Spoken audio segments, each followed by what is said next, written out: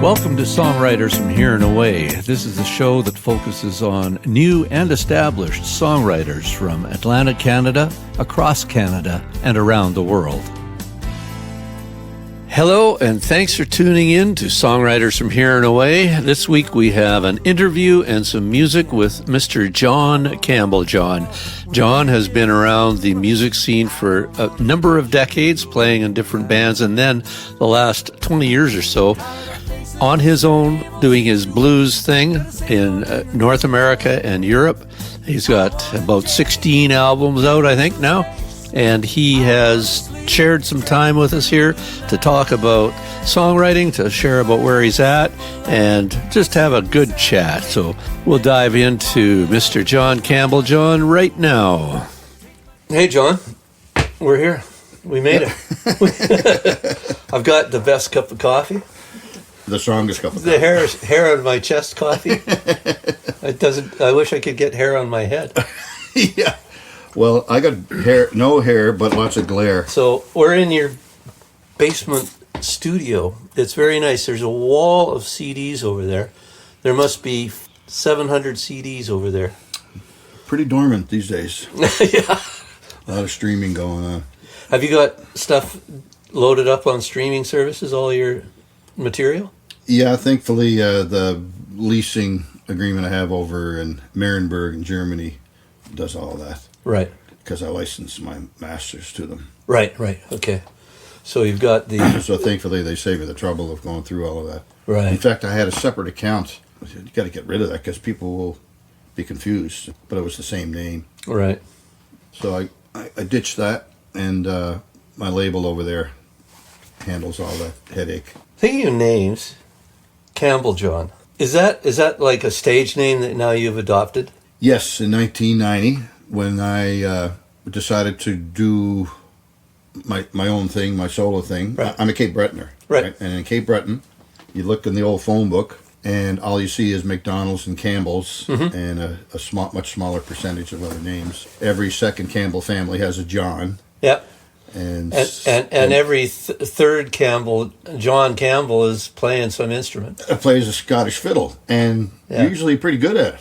Yeah. I'm glad you asked the question because it's kind of a silly story, but I grew up as a fan of Sam Moon, Matt Minglewood, and Universal Power, and they had these crazy showbiz names that are, in the Maritimes, they're household names now. You know, Sam and Matt, and the drummer's name was Diego Gunn, and my first guitar hero was Billy Drake, who now lives in Newfoundland. His name was Rufus Kane. Right. That's his handle. So all these crazy showbiz names that were just awesome, and I loved it when I was a kid, not just like a teenager. So that stuck with me, and then I decided that in order to separate myself from the Scottish fiddlers, I decided that I need to change my name to something else. And I remembered a poem from by Bliss Carman. You ever hear of Bliss Carman, a poet? He was Canada's first unofficial poet laureate, and he spent a lot of time in the Maine and the Eastern Seaboard. Excuse me if I'm not mistaken, but was, I believe, born and raised in New Brunswick, or spent much or most of his life in New Brunswick. And he was a pretty prolific poet. Right. And he wrote a poem called "The Ballad of John Campbelljohn." Oh. Spelled slightly different. Right. Campbell. And I remember that poem, and I thought, well, that would be kind of an easy transition. Right. And so I did that. But boy, was I wrong. Because it's just a pet peeve, because people interpret it as my last name being John, like Elton John or Olivia Newton-John. And, and it used to be. And think your first name was Campbell? John, no, three names. Okay, John Campbell, John. Yeah. And then I'd see that in promo. I'm nothing like Elton John. Yeah. And I'm definitely nothing like Olivia Newton-John. I mean, the blues thing. And I got a big attitude about for years, and then I just realized it's not that big a deal. No. Yeah. Well, no. Your name. I mean, people know your name. You know, it's in the industry. So, you've been writing much? How's that going? Not much lately. Been up and down? I sit on the couch and I come up with guitar licks and a word or two, and then I grab my phone and then I send it downstairs here, mail it to myself, and I've got a list a mile long, and I open them up and I go, where do I start with this? I have a couple of co-writers occasionally we get together and develop ideas, but not been terribly active lately. The last release I had was a thing with my daughter. I Don't Want to Feel That Way is the name of the tune, and we shot some footage down here on our cell phones and sent it over to ZYX, my label, and they edited a half-decent video out of the raw, homemade cell phone footage that I sent them. Right. And that was about a year ago.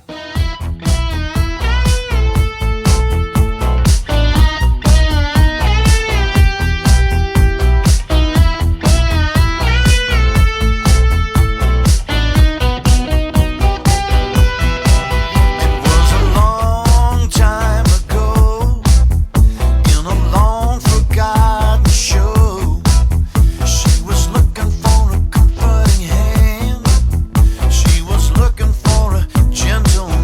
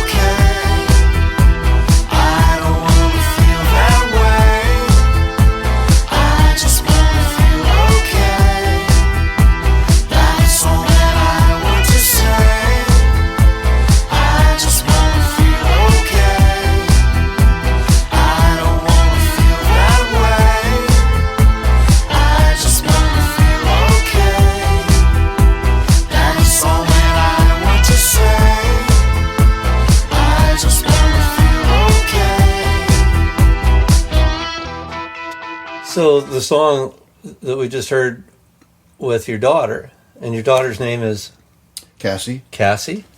Campbelljohn, or no, just Campbell. Just Campbell. Yeah, no, yeah. I'm not going to wish that on any of my kids. It's too much of a mouthful. But so did you wrote that with her? Yeah, no? I wrote it with Neil Robertson, drummer that I worked with forever and a day. Yeah, Neil and I are good buddies, and fabulous drummer. He's the man. Yeah, and I asked him for some help because I was a little bit stuck, and he fired in a couple of ideas, and kabang, it was done. Great.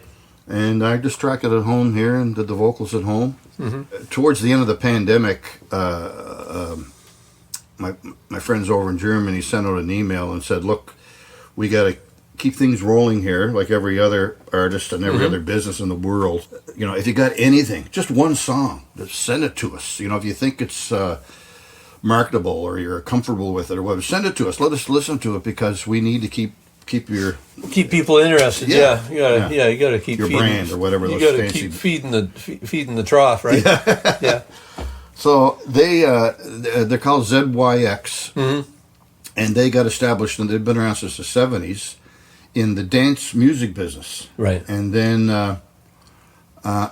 in the somewhere in the mid to late 90s, they decided to expand a bit, and they created this jazz blues label. Right. And they hired an A&R guy, and he was on the lookout for artists. And long story short, my manager at the time, who was a German, invited him over to the East Coast Music Awards. Right.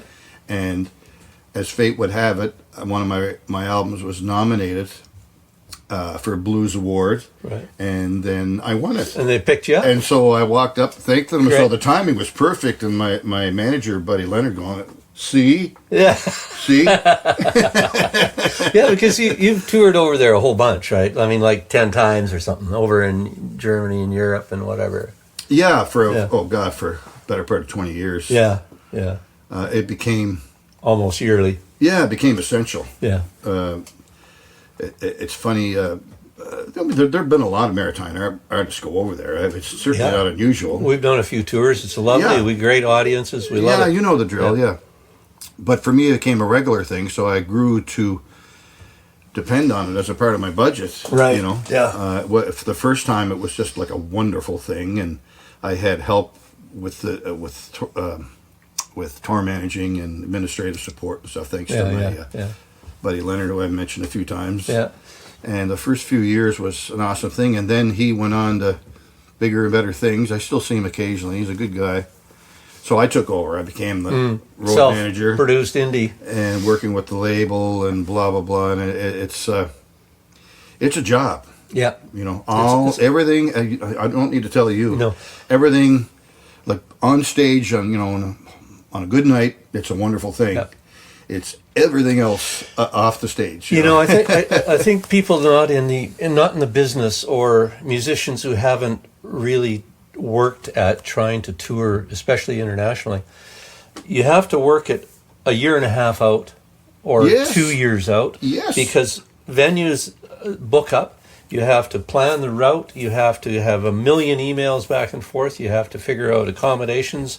You have to figure out plane flights and all that. And where can you work with or without a visa? Where can you work to a certain amount of income without having to pay duties and taxes? And then it's a lot of work to get those things together. It absolutely is. Yeah. I make a commitment a year in advance to the agent. Are you coming or not? Right. And I said, yes, and, we'll do it. And you block out, say, here's 6 weeks or whatever it is. And ka-ching, I'm 10 grand in debt. Yeah.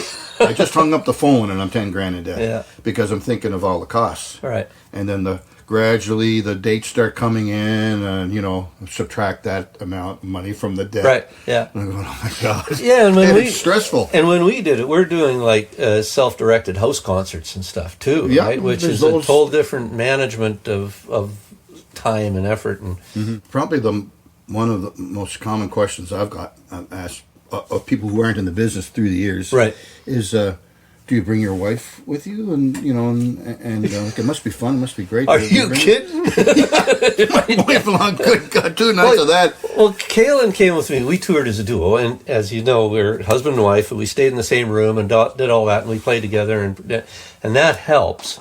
If you're performing together, yeah. You cannot take someone who isn't in the show with you. Like doing something active production-wise, right? If they're not in the business and they just enjoy music as an art for what it is and listen to the radio, I don't expect them to be administrative experts. Yeah, you just can't do that. No.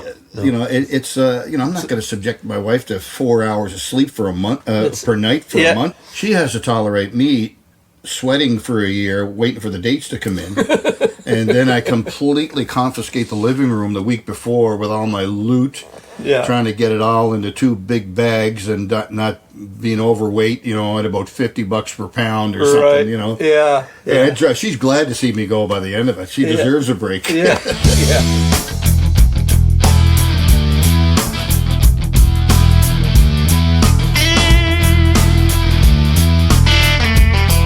Been around this world, but I never stayed alone. The only place I wanna be is on that autobahn. Gotta get the wheels turning, better tighten up your shoes. Well, off a hamburger in a hurry to sing a mess of blues. They call me Autobahn John. They call me Autobahn John. They call me Autobahn John. I'm here, then I'm gone so long.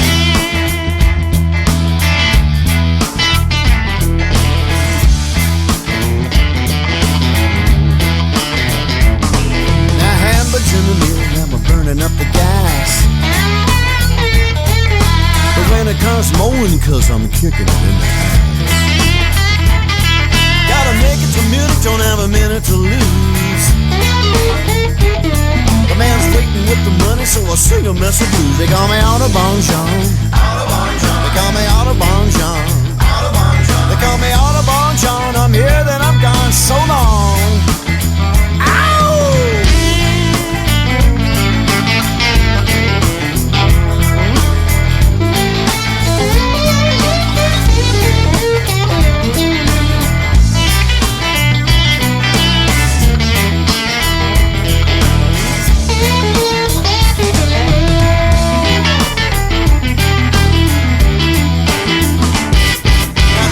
Almost over, gonna play a last bar. The rhythm section screams right inside of this car. Dance off to the airport, but something's wrong. I hate flying in the jet, I should be on the Autobahn. They call me Autobahn John. They call me Autobahn John. They call me Autobahn John. I'm here, then I'm gone so long. They call me Autobahn John. They call me Autobahn John. They call me Autobahn John. I'm here, then I'm gone so long. Ow! Play the blues, boy.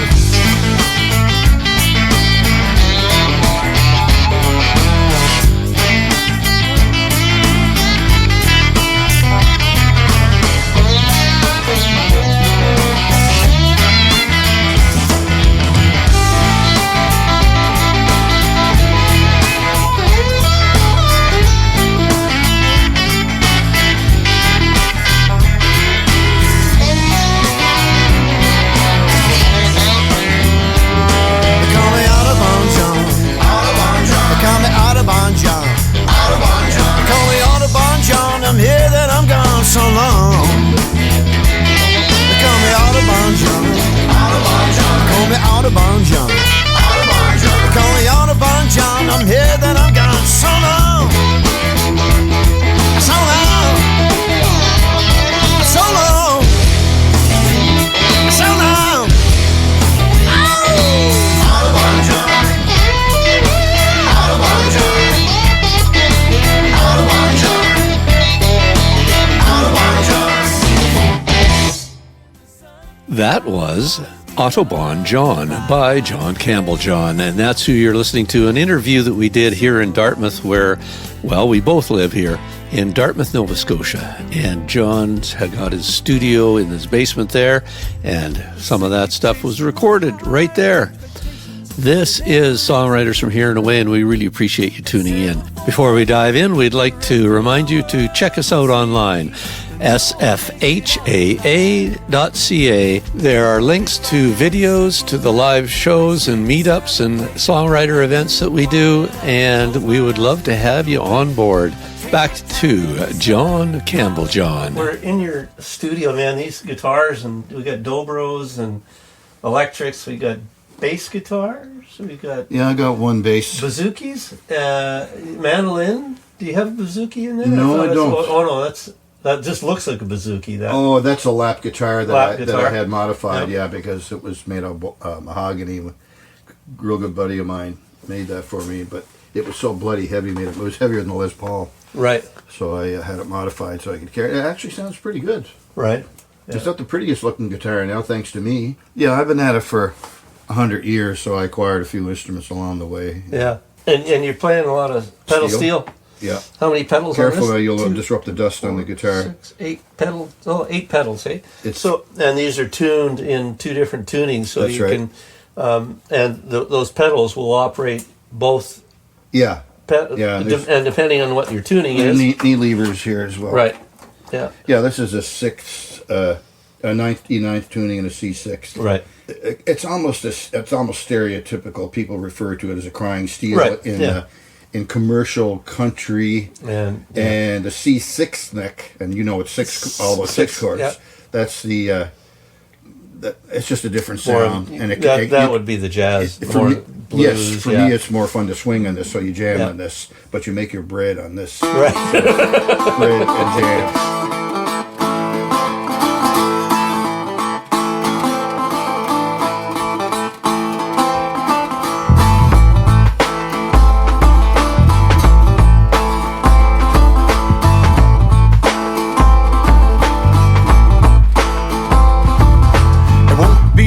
Till I meet my maker, it won't be long till his face I see.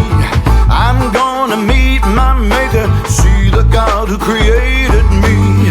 I'll face my day of judgment, my sins I will confess.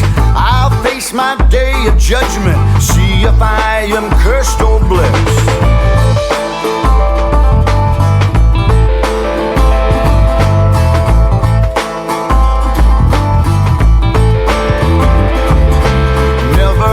A true believer, but I know there is a hell. Heaven is another question. Heaven is a tougher sell. Little doubt about the evil acting in this world today. Lots of doubt about the good things happening in a natural way. I've stumbled, I've fallen, dragged myself back to my feet.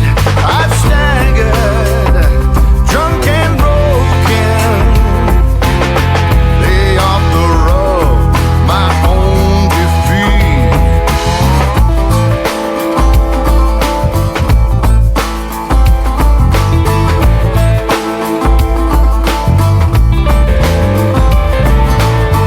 My time on earth is ending, though I'm not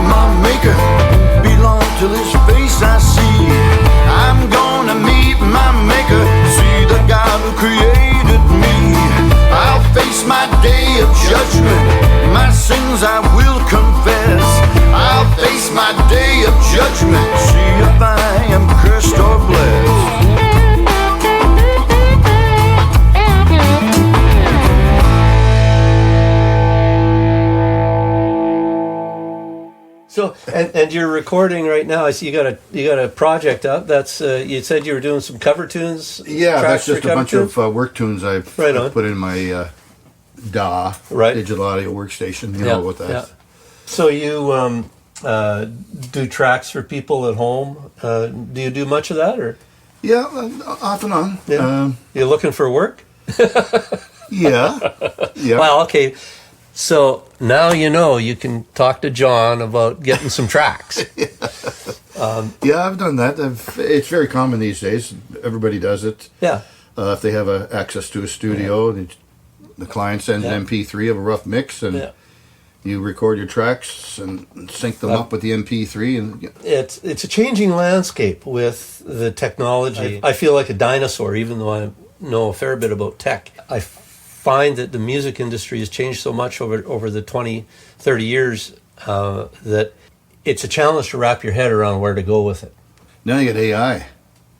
I know A because the Cape Bretoners talk like that in Canadian.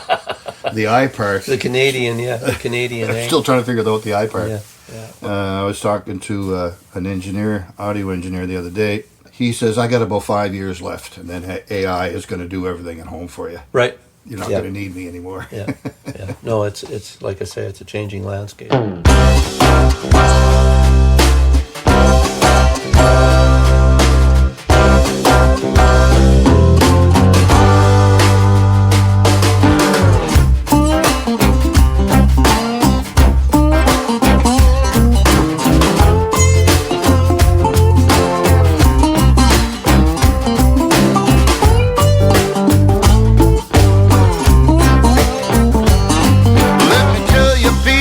What happened about a year ago?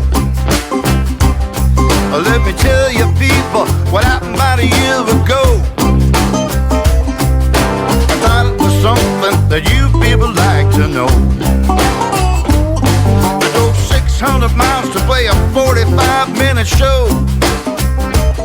I drove 600 miles to play a 45-minute show. Well, the promoter man said, boy, that's the way it goes. I got cat food sandwiches waiting for me backstage. I got cat food sandwiches waiting for me backstage. And the woman who made them looks just like Jimmy Page. I got the sweat and cheese smell like some old kind of tennis shoe. I got sweat and cheese smell like some old kind of tennis shoe. Well, the flies buzz around it, the bees, they like it too. I got opal beef, oil slick ham, mystery meat looks just like Spam. Some kind of vegetable worn and frayed, ranch dressing industrial grade. That's right, I ain't lying. There's lips and nose and ears and tongues. Come on, boys, let's get us some. It's all right there in a gelatin base. Put them all together, got an animal face. That's right, I ain't lying. No, sir.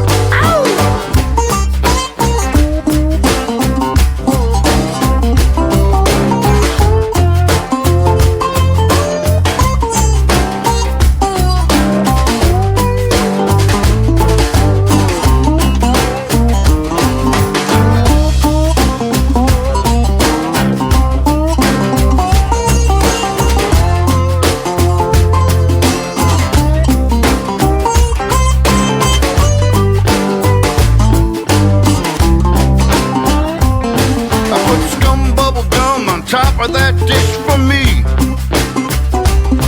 I put scum bubble gum on top of that dish for me. And over in the corner smells just like someone peed. Well, excuse me, Mr. Promoter Man, I don't feel so good. Excuse me, Mr. Promoter Man, I don't feel so good. I just ate a sandwich made out of your backstage food. Well, I put on my suit and went right out there on the stage. I put on my suit and went right out there on the stage. And I felt like something was crawling on down my leg. making them googly eyes. The people in the front row making them googly eyes. And then I know that's when I realize it's opal beef, oil slick ham, mystery meat looks just like spam. Some kind of vegetable worn free, ranch dressing industrial grade. That's right, I ain't lying. Oh look, there's lips and nose and ears and tongues. I just can't wait to get me some. It's all right there in a gelatin base. Put them all together, got an animal face. Oh yeah, I ain't lying, no sir.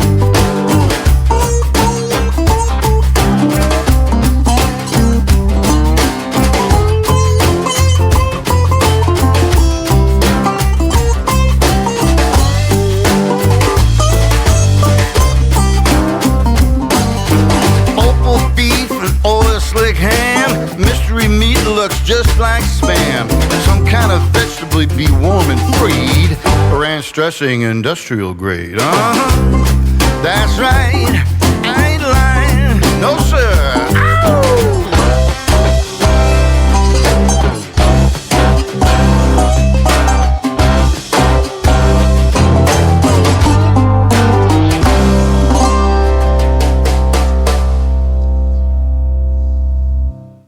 You used to do a lot of open tunings on the guitar and play the slide guitar. And you mentioned to me that you're now changing what you focus on when you practice and learning.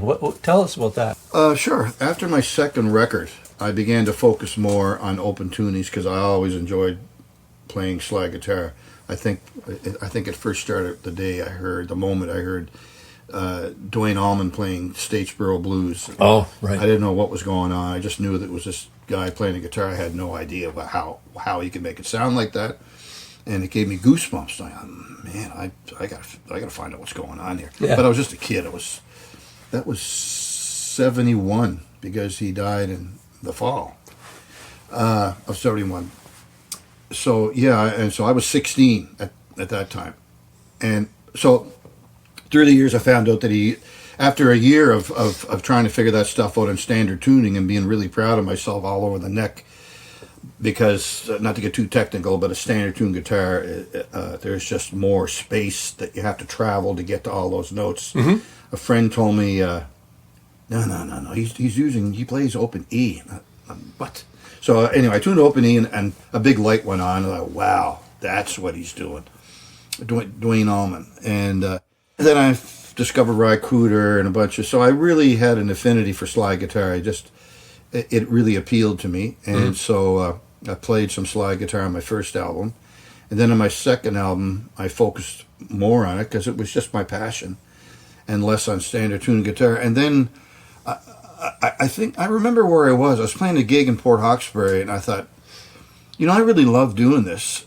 And I'm constantly tuning back and forth and switching guitars, and at the same time, I'm kind of trying to look at the big picture about making a living, because I just gotten married a few years back. My kids are really young. Mm-hmm. I'm out on the road. I have to bring money home. This is like not a party, right? Yep. So I thought, if I'm gonna play the long game, I really got to focus on what I'm passionate about, what I think I can sustain a living at, if that makes sense. Right. And I thought, well, everybody and their grandmother wants to play like Stevie Ray Vaughan because he had such an incredible impact on blues guitarists. Right.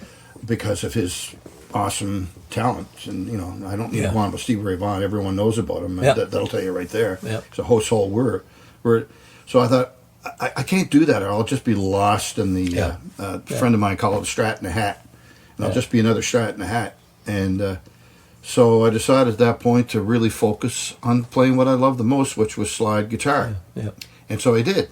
And luckily enough, it was a significant contributor to me getting my first record deal over in Europe. Something different. Because it wasn't another strat in a hat guy,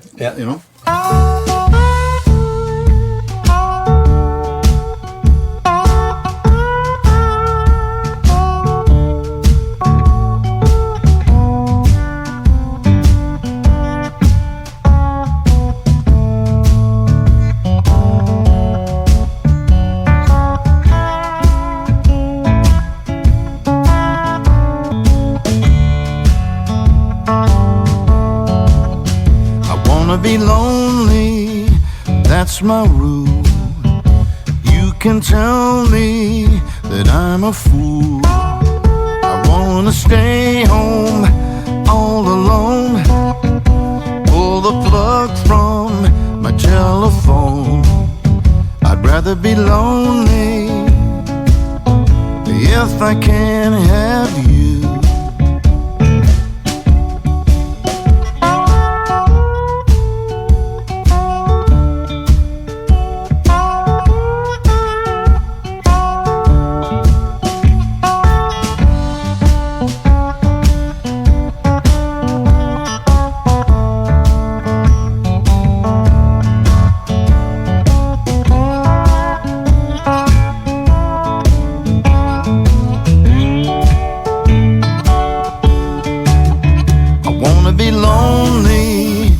What I need, being lonely, that's my creed.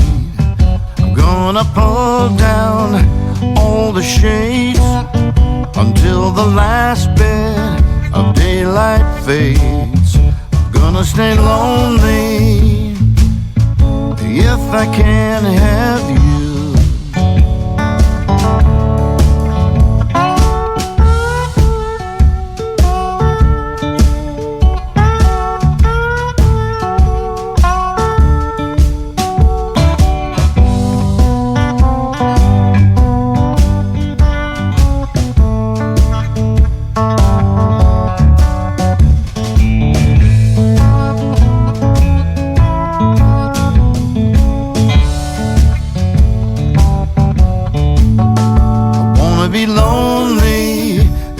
I say I'm gonna be lonely both night and day.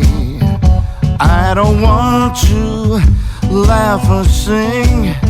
I feel no need to spread my wings. I'll just stay lonely if I can have you. I'll just stay lonely if I can have you. I wanna be lonely if I can have you.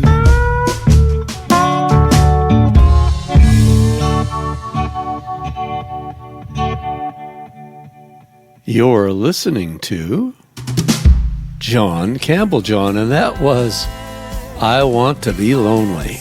Just wanted to mention, this will be a podcast, and it will be longer. There will be a few extra tunes on it and some more chat with John Campbelljohn. Here we go. So that was like on about your third and fourth albums. You were really investigating that? Yeah, that was the late 90s. Right. And so I just forgot about standard tuning. All right.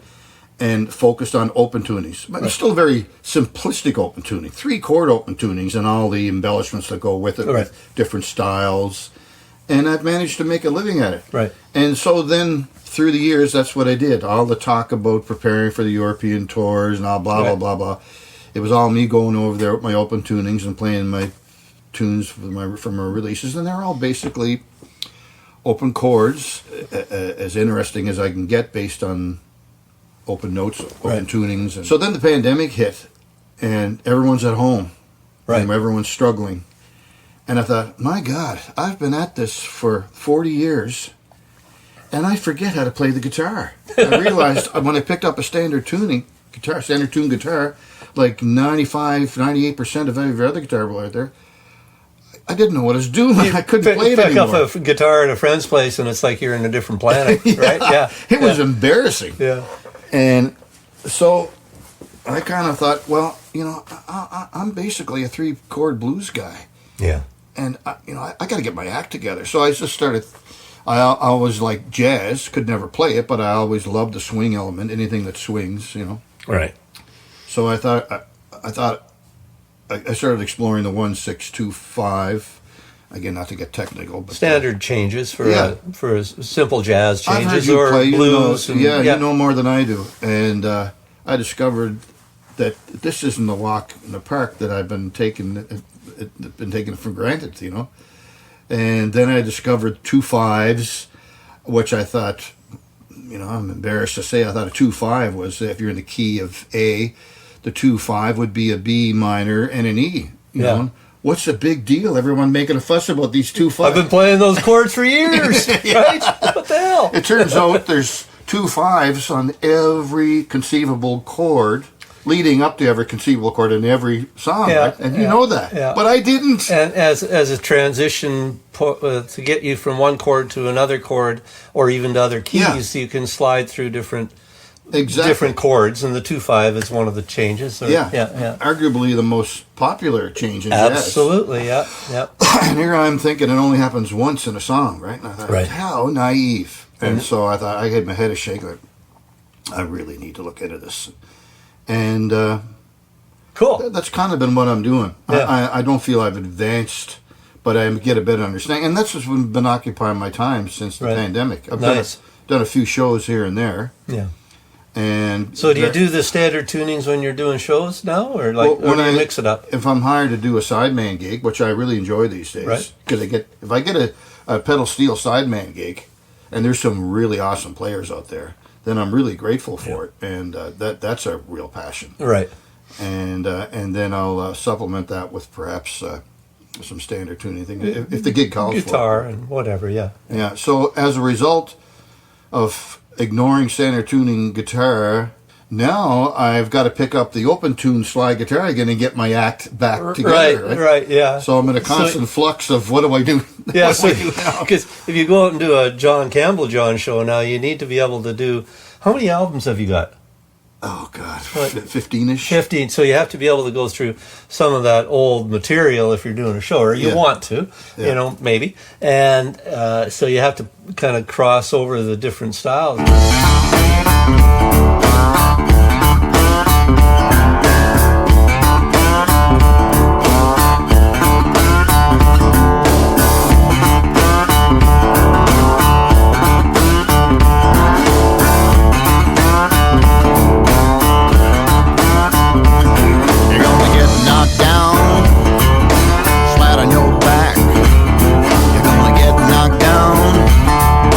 Stopped in your tracks, and they'll laugh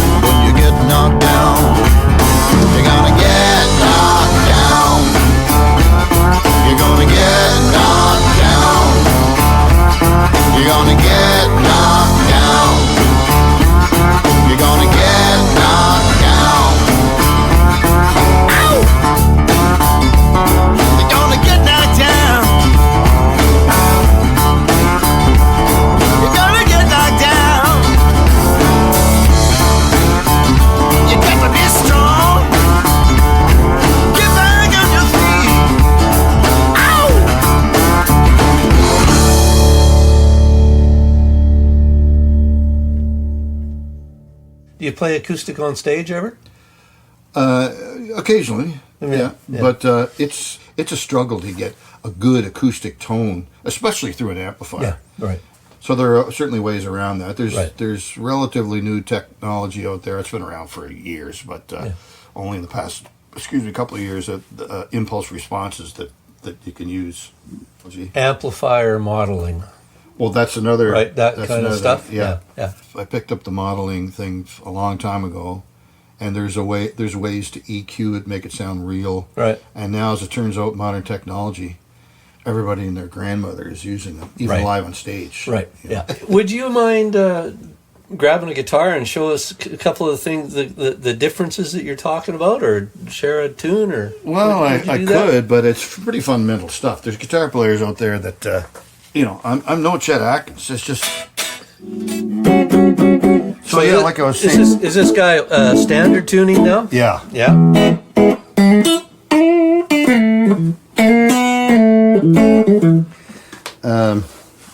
Right on. Yeah, this is standard tuning. So for years,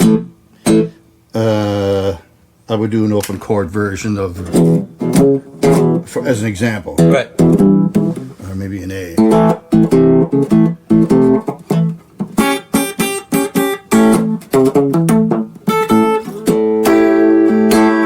And so you go on through the 12-bar changes, 3-chord blues. Yep.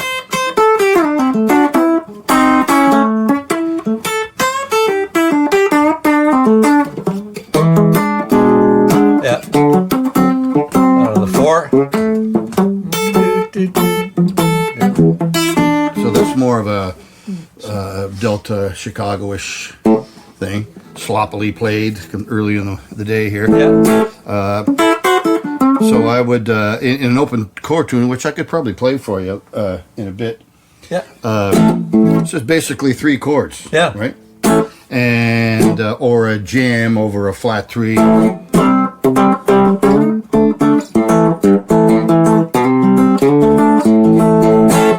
And variations of that, and songs written around the 12-bar format, not strictly 12-bar at all times, but basically simplistic. Blues, yeah. 1, 4, 5, like as in the key of E, you'd be playing an A and a B. Yeah. And maybe you'd throw in a F sharp or something once in a while or whatever, right? Yeah. Yeah. Yeah. So the pandemic hits, and I thought, I've been playing blues all my life. I like to call myself a blues player, but I only know 3 chords. At least this is my feeling at the time, right? Yeah. So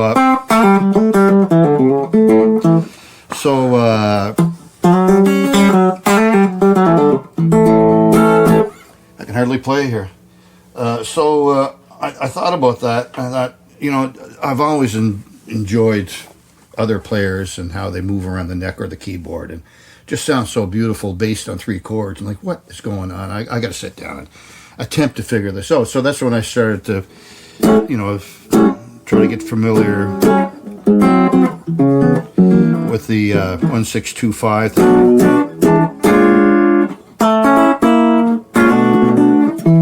And as an accomplished, talented musician yourself, this is just 12-bar blues, right? With substituting chords to fatten it up. Exactly. Yeah. But that's easy to say if you've only played 3 chords all your life. Right. Yeah.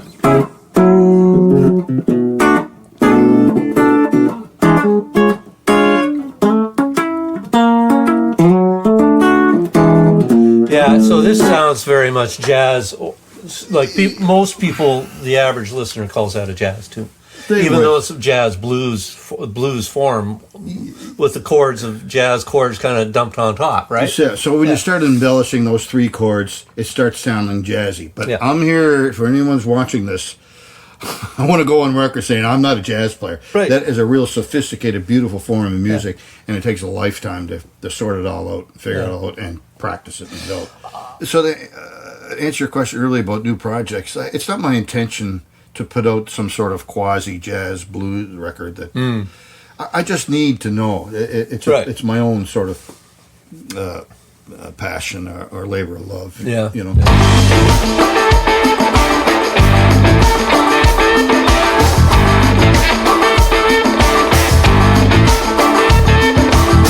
Show us the money trail. Where does it go? Wait a minute, never mind. We already know an ancient story from the earliest days. The rich get richer and the poor man pays.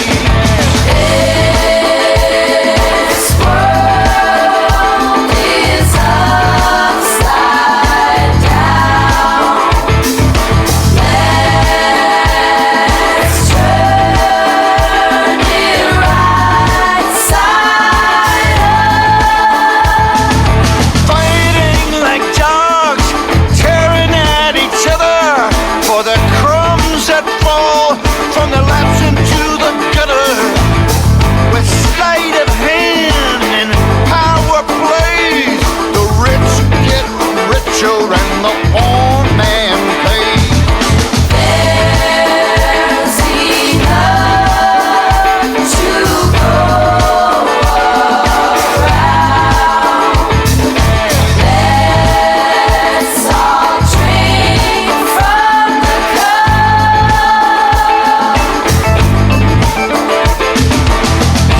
King Tutankhamun had millions of slaves building his pyramids, going to their graves. Why do we still have kings today when the rich get richer and the poor man pays?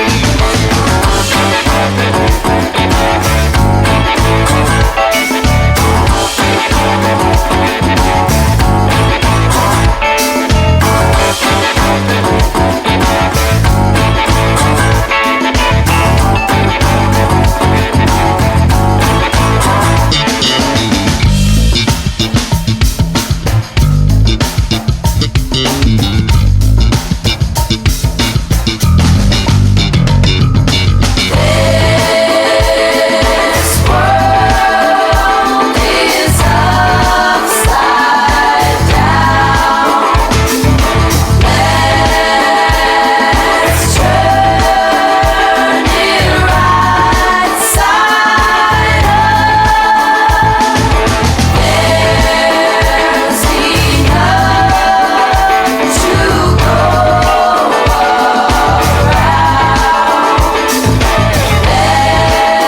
Let's all drink from the cup.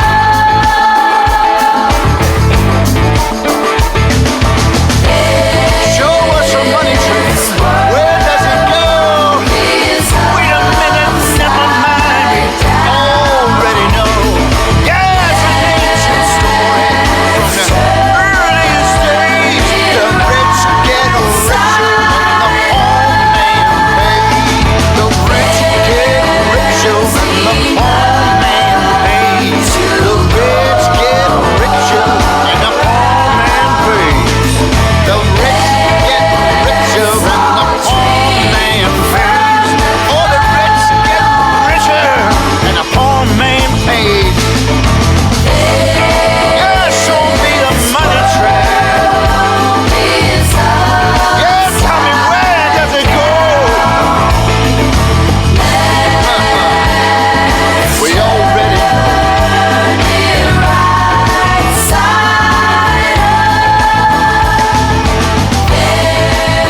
There's enough to go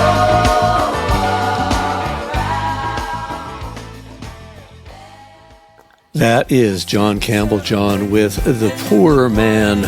All I can do is ask you to go check it out online on your favorite podcast platform. Look up Songwriters from Here and Away.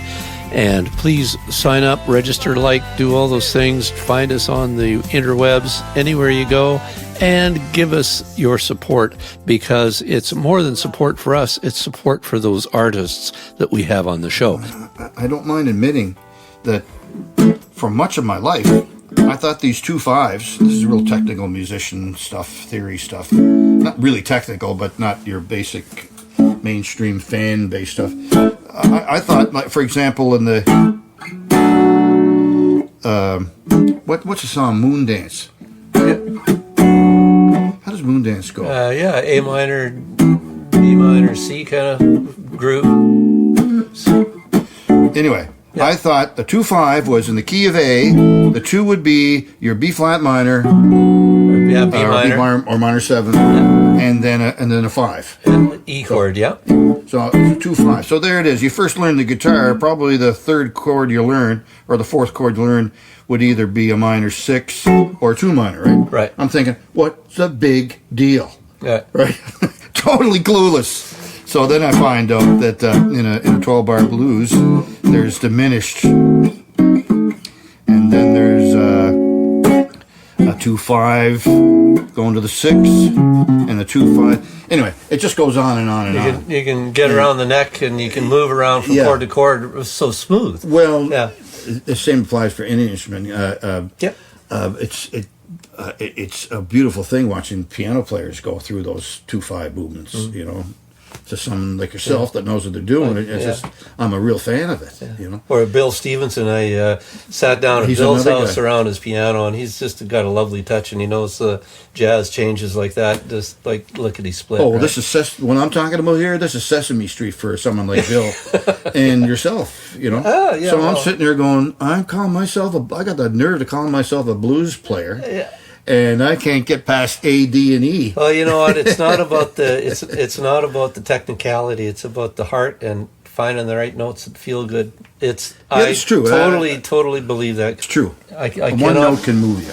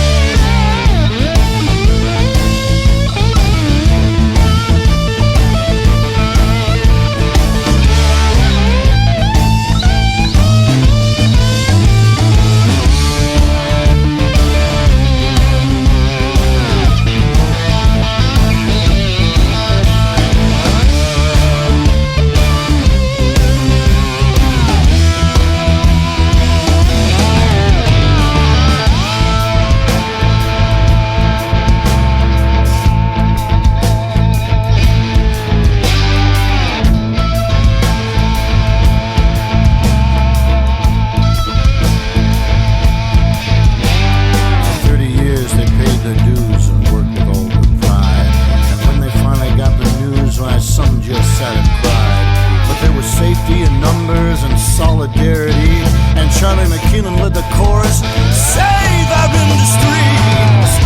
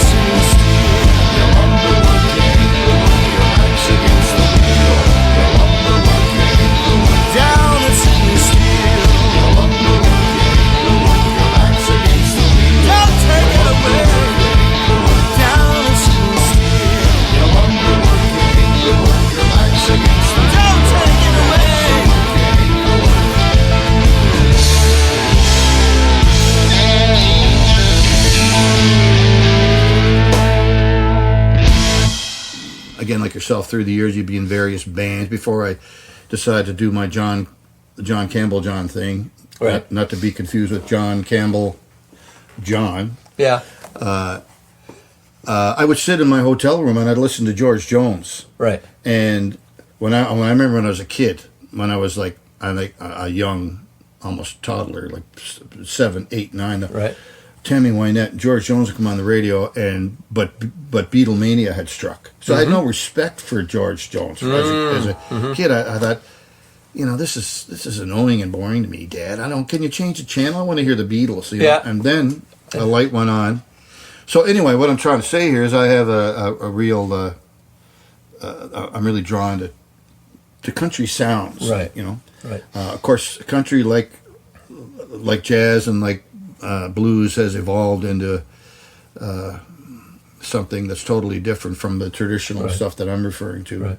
Yeah. And that's okay, but well, yeah, and all those Nashville cats that played all that country stuff, they could kill on the blues and the jazz and the whatever. Anyways, God, right?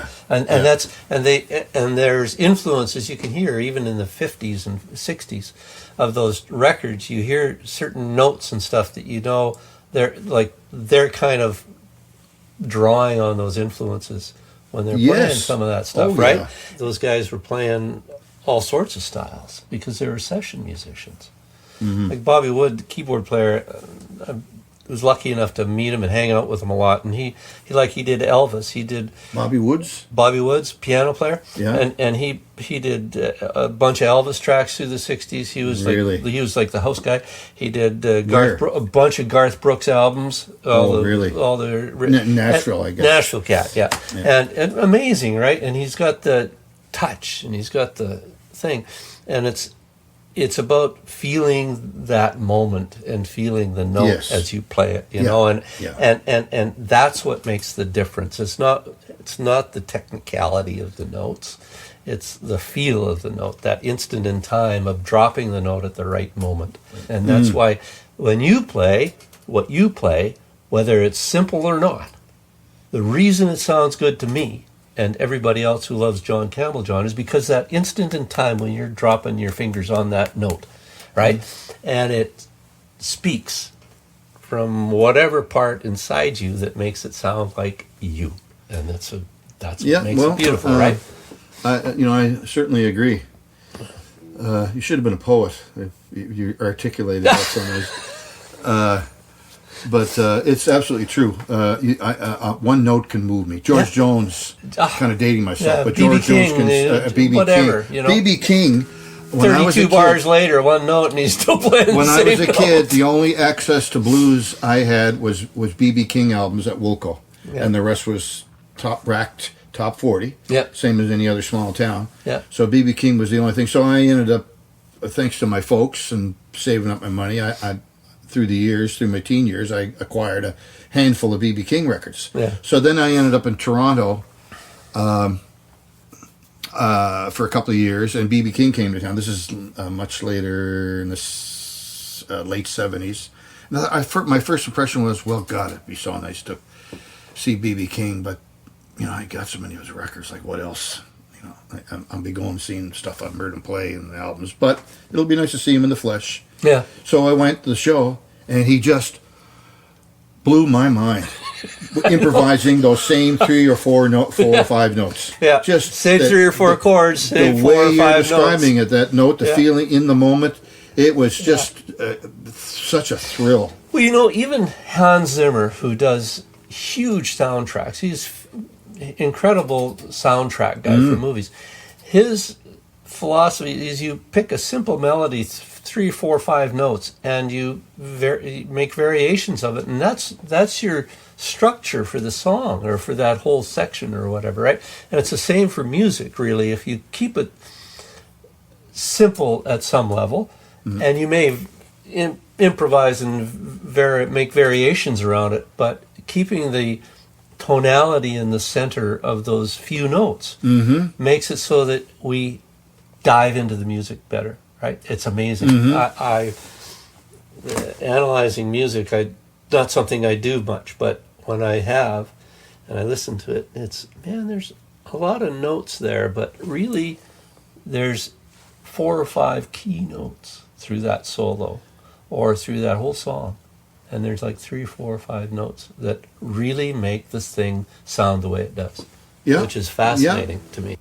One thing I don't deliberately try to do, but I find myself instinctively, I don't know, if you have, like, I'm a big believer in a simple chord change. Much as I'm fascinated, this 2/5 stuff, that's on a want to know. Give basis. me a 2-chord song. Yeah, and if the feeling is there, it moves people. Yeah. Instead of having to focus on jazz people, I can sit back and listen to sophisticated jazz and really appreciate it and be really thrilled by it, and I get an emotional, uplifting feeling from it. But at the same time, I kind of rehashing what we're already saying, but I think what I'm trying to say here is a simple melody of 2 or 3 or 4 notes over a variety of chords seems to say something that makes sense, as opposed to a yappy melody with a whole lot of chord change. Thank you for hanging out here, and we will see you online and see you next time.